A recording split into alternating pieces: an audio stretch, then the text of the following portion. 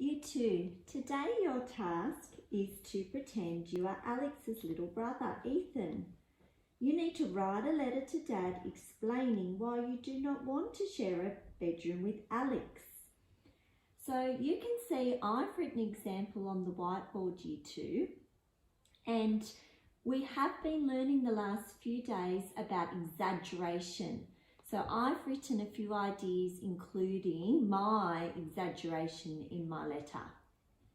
So it says, "Dear Dad, there is no question I must not share a room with Alex. He is definitely too noisy and I can't sleep. He sounds like 100 lions roaring.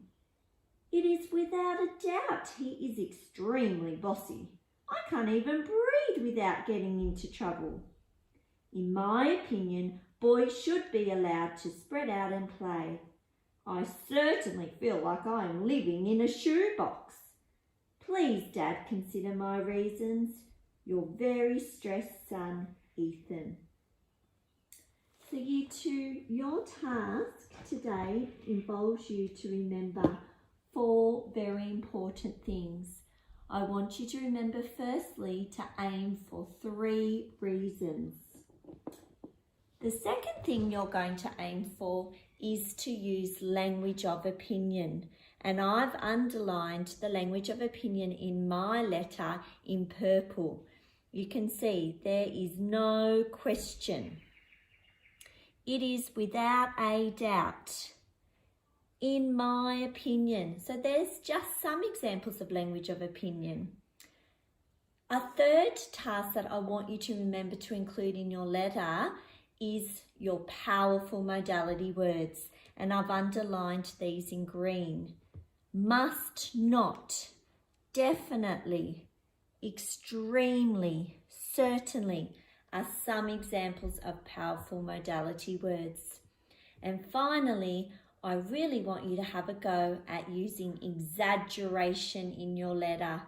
That's when you give examples that are exaggerated with things that can't really happen, but they make your letter more persuasive as well as entertaining. So I've underlined my exaggeration examples in red. So the first one with my reason was that he sounds like 100 lions roaring.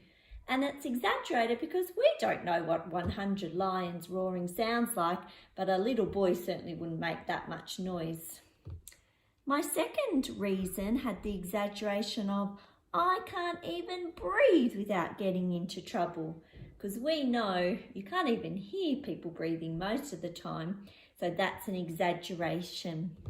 And my final reason had the exaggeration of I feel like I'm living in a shoebox, because obviously his room wouldn't be as small as a shoebox. So there's some examples of how you might include exaggeration in your letter. Your teachers can't wait to be entertained by your letter and your exaggeration to persuade the dad to let Ethan change rooms. Have fun.